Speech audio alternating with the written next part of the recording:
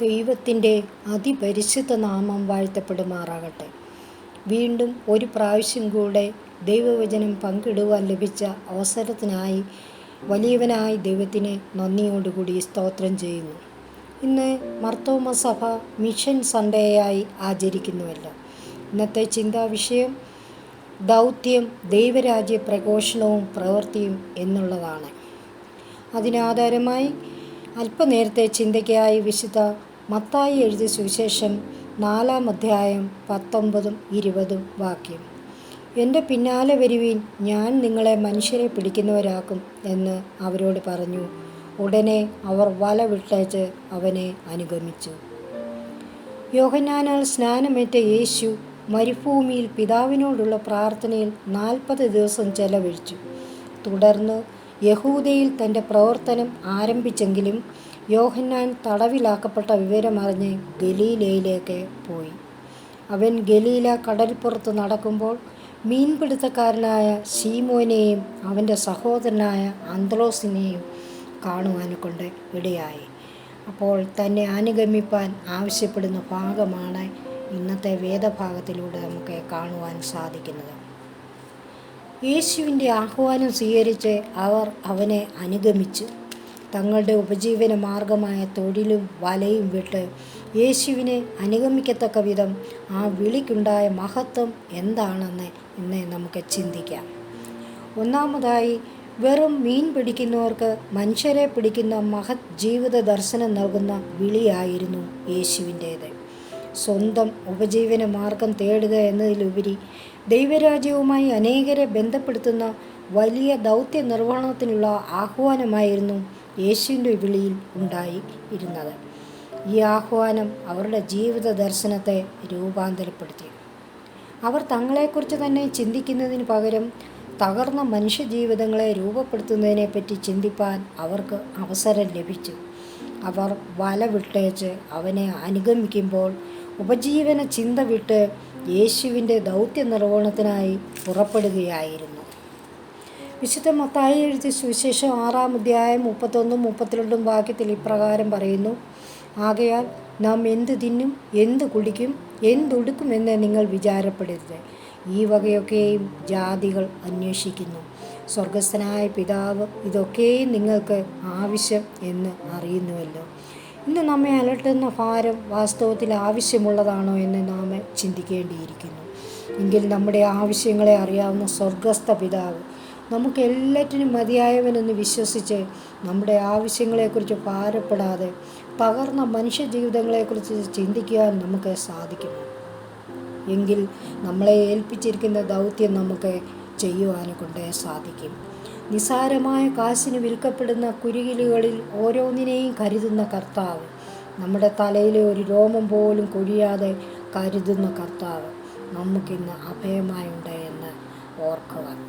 ആയതിനാൽ പ്രിയമുള്ളവരെ, നമുക്ക് വേണ്ടിയുള്ള പ്രവർത്തന ശൈലി വ്യത്യാസപ്പെടുത്തി ദൈവരാജ്യ നിർമ്മിതിക്കായി മനുഷ്യരെ പിടിക്കുന്ന ജോലിയിൽ വ്യാപൃതരായി തീരാം. വിശുദ്ധ മത്തായി എഴുതിയ സുവിശേഷം 9-ാം അധ്യായം 35-38 വരെയുള്ള വാക്യങ്ങളിൽ ഇപ്രകാരം കാണാൻ സാധിക്കുന്നു: പുരുഷാരത്തെ ഇടയനില്ലാത്ത ആടുകളെ പോലെ കുഴഞ്ഞവരും ചിന്നിയവരുമായി കണ്ടു. അവരെക്കുറിച്ച് മനസ്സലിഞ്ഞ കർത്താവ് തകർന്ന ജീവിതങ്ങളെ ഉദ്ധരിക്കുന്നതിന് വേണ്ടി വേലക്കാരെ ലഭിക്കുന്നതിന് വേണ്ടി പ്രാർത്ഥിപ്പാൻ തൻ്റെ ശിഷ്യന്മാരോട് ആവശ്യപ്പെടുന്നു. ഇടയനില്ലാത്ത ആടുകളെ പോലെ കുഴഞ്ഞവരാണ് ഇന്ന് അനേകരും. ജീവിതഭാരം പേറി വലഞ്ഞവർ, എങ്ങനെ മുന്നോട്ട് പോകുമെന്നറിയാതെ ഭാരപ്പെടുന്നവർ, ആത്മഹത്യയ്ക്ക് ഒരുങ്ങുന്നവർ. ഒരു ചിന്നിച്ചിതറിയ പുരുഷാരത്തിൻ്റെ അനുഭവം, ആരിൽ നിന്നും കൂട്ടായ്മ ലഭിക്കാനില്ലാതെ ഒറ്റപ്പെട്ട ജീവിതം നയിക്കുന്നവർ, തങ്ങളുടെ ഭാരങ്ങൾ ആരോട് പങ്കുവെക്കണമെന്നോർത്ത് വിഷമിക്കുന്നവർ, ഇങ്ങനെയുള്ളവരാണ് നമ്മുടെ സമൂഹത്തിലേറെയും. ഈ ജനത്തിൻ്റെ പരിഹാരം ദൈവസന്നിധിയിലാണ്. അവരെ ദൈവവുമായി ബന്ധിപ്പിക്കുന്ന മഹത്തായ ജോലിക്കാണ് യേശു ശിമയോനെയും സഹോദരനെയും വിളിച്ചത്. ഈ ദൗത്യത്തിൽ നമുക്കും പങ്കാളികളാകാം. രണ്ടാമതായി, യേശുവിൻ്റെ വിളിയുടെ മഹത്വം ശിഷ്യത്വത്തിലേക്ക് ആഹ്വാനം ചെയ്യുന്ന വിളിയായിരുന്നു. മനുഷ്യരെ പിടിക്കുന്ന ദൗത്യ നിർവഹണം അത്ര എളുപ്പമുള്ള കാര്യമല്ല. ആദ്യം അവനെ അനുഗമിക്കണം. അതുകൊണ്ടാണ് കർത്താവ് മീൻ പിടിക്കുന്നവരോട് പറയുന്നത്, മനുഷ്യരെ പിടിക്കാനല്ല പറഞ്ഞത്, എന്നെ അനുഗമിക്കുക എന്ന്. കർത്താവിൻ്റെ ശിഷ്യനാകണമെങ്കിൽ ആദ്യം എല്ലാം ഉപേക്ഷിച്ച് അവനെ അനുഗമിക്കണം. തന്നെ അനുഗമിച്ച പുരുഷാരത്തോട് യേശു ഇപ്രകാരം പറയുന്നു. മർക്കോസ് എഴുതിയ സുവിശേഷം 8-ാം അധ്യായം 34-ാമത്തെ വാക്യം. ഒരുത്തൻ എന്നെ അനുഗമിപ്പാൻ ഇച്ഛിച്ചാൽ തന്നെത്താൻ ത്യജിച്ച് തൻ്റെ ക്രൂശെടുത്ത് എന്നെ അനുഗമിക്കട്ടെ. സ്വയം ത്യജിക്കാതെ യേശുവിൻ്റെ ശിഷ്യരായിരിക്കാൻ കഴിയുകയില്ല. മനുഷ്യരെ പിടിക്കുന്ന ഈ ജോലി സ്വന്തം പ്രാണനേക്കാൾ വിലയേറിയതായി കാണുന്നവരെ മാത്രമേ ശിഷ്യത്വം സാധ്യമാകുകയുള്ളൂ. മൂന്നാമതായി, യേശുവിൻ്റെ വിളി സമ്പൂർണ്ണ സമർപ്പണത്തിനായുള്ള വിളിയായിരുന്നു.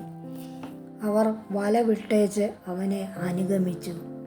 യേശുവിൻ്റെ വിളിയിലൂടെ ജീവിതത്തെക്കുറിച്ച് ലഭിച്ച മഹത് ദർശനം ശിഷ്യത്വത്തിൻ്റെ അനുഭവത്തിലേക്ക് തങ്ങളെ തന്നെ പൂർണ്ണമായി സമർപ്പിക്കാൻ അവരെ പ്രാപ്തരാക്കി. ജീവിതത്തിൻ്റെ സുരക്ഷിതത്വം ഉറപ്പുവരുത്തിയിട്ട് ആർക്കും കർത്താവിനെ അനുഗമിപ്പാൻ സാധിക്കുകയില്ല. പ്രിയമുള്ളവരെ, ഒരു ക്രിസ്ത്യാനിയുടെ ജീവിതം ലൈഫ് ഇൻഷുർ ചെയ്യുന്ന ജീവിതമല്ല, മറിച്ച് ജീവനെ ത്യജിക്കുന്ന അനുഭവമാണ്.